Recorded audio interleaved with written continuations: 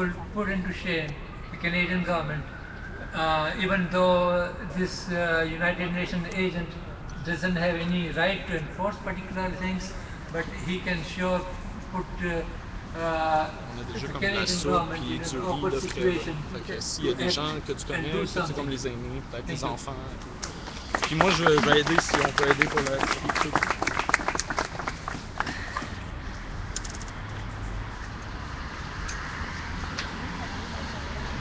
OK, je veux que tu regardes si tu peux le balancer sur l'autre. Je vais faire le switch de la caméra. Allô? Ok, malheureusement, pour des raisons familiales hors de son contrôle, notre représentant de Greenpeace n'a pas pu venir, mais il nous invite à lire le message qui est ici pour tout le monde. Je suis désolée, je suis un petit peu... Ah.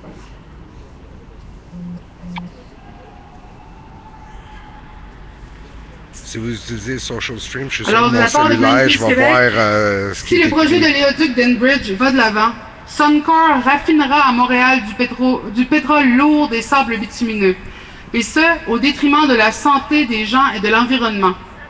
Ce pétrole est l'un des plus sales de la planète et alourdira le bilan des émissions des raffineries qui sont déjà parmi les plus grands pollueurs du Québec. S'approvisionner en pétrole des sables bitumineux est l'une des pires choses que le Québec puisse faire pour le climat planétaire.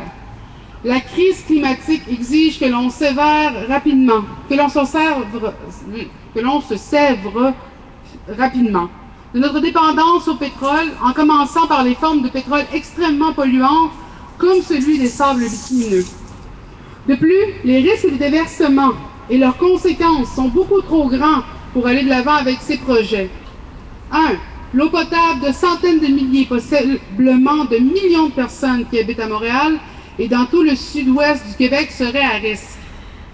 2. Le transport de pétrole bitumineux comporte des risques de déversement aux conséquences graves, tant pour l'environnement que pour la santé humaine. En cas de déversement en milieu habité, c'est un cocktail atmosphérique complexe de produits toxiques auxquels les citoyens et citoyennes seraient exposés. 3. Pour sa production, un baril de pétrole extrait des sables bitumineux émettrait 3,2 à 4,5 fois plus de gaz à effet de serre qu'un baril de pétrole produit aux États-Unis ou au Canada à partir de sources conventionnelles. Nous appuyons I Don't Know More dans la défense des droits autochtones, de l'environnement et de la santé humaine. Non au pétrole sale, et ensemble nous arriverons à bloquer les pétrolières et les gouvernements qui vont à l'encontre du bien commun. C'est de la part de Greenpeace et nous leur remercions énormément de leur appui à la cause d'I Don't Know More.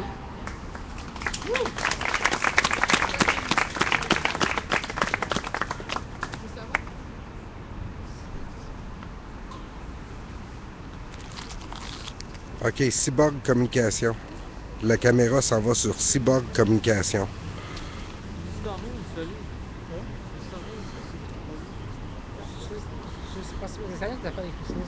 Alors, aujourd'hui marque le 250e anniversaire de la proclamation royale, le texte à la base de la relation entre les peuples autochtones et la couronne.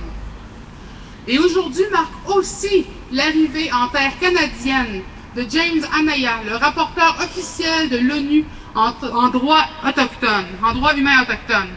Alors aujourd'hui, il entame une tournée canadienne pour pouvoir lui-même voir et entendre les peuples autochtones sur les conditions de vie et les conditions des relations entre la couronne et les peuples autochtones à travers le Canada. Sa tournée commence en Ontario, va venir au Québec d'ici 2 jours et va aller vraiment carrément partout à travers le Canada.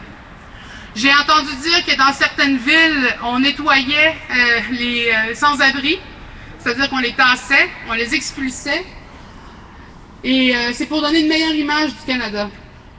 Présentement, on est en train de faire une simple demande. Je ne dis pas qu'on est en train d'exploiter ou de vendre ou de louer, ou comme on m'a tantôt dit, occuper la cuisine de quelqu'un. On est en train d'occuper un territoire non cédé par les peuples autochtones. Et là, on s'est fait bien dire clairement que si on montait quelconque structure, on serait expulsé du parc. Je pense que, entre vous et moi, la symbolique d'un tipi un tipi symbolique, là, un petit tipi, là, qui se fait monter et qui se fait démonter aussitôt. Pas parce que on dérange, pas parce qu'on a brisé quoi que ce soit, mais parce qu'on occupe un territoire non cédé des peuples autochtones. Je ne veux pas faire de peine, mais je pense qu'il y a des trucs pas mal plus laids qui sont montés par bien des festivals.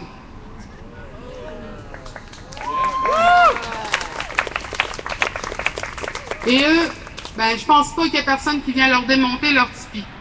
Alors, je pense qu'on va prendre ensemble, ceux qui le désirent, on va donner un coup de main pour monter notre tipi. Et ceux qui ne veulent pas prendre de chance, parce que je comprends qu'il y a des situations depuis 2 ans qui font que certaines personnes ne peuvent pas prendre position, eh bien, ouvrez vos caméras, ouvrez vos téléphones, mettez-les en ondes, parce que malheureusement, les Premières Nations sont encore en grande majorité absentes des grands médias. Il faut encore qu'on compte sur les petits médias, sur les médias sociaux. Donc, ceux qui voudraient aider notre équipe à monter le Tipeee de I Don't Know More, ne serait-ce que pour dire que nous ne voulons pas du pipeline 9B d'Enbridge, mais aussi pour dire qu'on existe encore, qu'on est encore des milliers au Québec, et que nos droits ancestraux reconnus par la Constitution, reconnus par le droit canadien, par les cours suprêmes, est plus fort qu'un règlement municipal. Nos droits, ce ne sont pas les droits de profiter des gens. Ce n'est pas le droit d'explorer et d'exploiter le territoire seulement pour faire la pièce. Notre droit présentement, c'est de demander au gouvernement de respecter le désir des citoyens et des Premières Nations qui tous ensemble se battent pour faire respecter justement la terre-mère, la terre sur laquelle on vit. Ce tipi, s'il se fait démonter, c'est justement la symbolique que nous dérangeons, que nous ne sommes pas des alliés. C'est la symbolique que nous ne serons jamais vraiment maîtres sur nos propres terres. Et je pense que ce n'est pas beaucoup demandé que d'avoir le droit de boire et de respirer sans avoir pour craindre de notre santé et de la santé de nos enfants. Et ce n'est pas beaucoup demandé de pouvoir vivre ensemble, de pouvoir partager le territoire, mais sans que cette exploitation du territoire, ce partage du territoire, se fasse au détriment d'une partie de la population. Stéphanie, Donc, check Cyborg Communication. Tipeee, La caméra est loguée par midi live. Ce sera une marque, un oiseau à travers un grand champ. Et si on l'abat, cet oiseau, eh bien, je peux vous dire une chose. Ils peuvent abattre le tipi, ils peuvent abattre l'oiseau, mais ils n'abattront jamais l'esprit qui est derrière. 480 ans de résistance et on n'a pas encore abandonné. Eh bien, j'ai hâte d'arriver à 480 ans d'existence et de pouvoir dire que j'ai eu le temps de parler ma langue, d'utiliser le territoire et de le partager avec vous. Alors, merci à tout le monde qui est là ce soir. Je vous invite à garder l'œil ouvert sur les causes des Premières Nations, parce que c'est souvent là qu'on se sent le plus seul, c'est dans la bataille. Et je peux vous dire que depuis I Don't Know More, surtout quand on a commencé, on se sentait seul. Mais à mesure que l'année a passé, je peux vous dire que ça a changé ma vie. Et j'ai créé des amis, des amitiés qui n'arrêteront jamais, même si on défait ce tipi. Alors,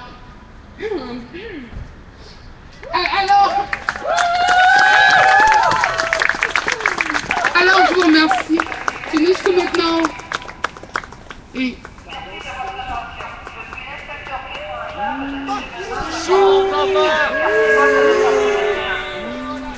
En vertu de la réglementation fiscale de la Ville de Montréal 05079, article 1, il est strictement interdit d'installer toute structure permanente qui sert à faire du camping dans le parc. Nous vous remercions de votre collaboration. Nous allons maintenant collaborer avec vous pour faire en sorte que notre tipi ne soit pas installé dans le parc. Merci de votre compréhension.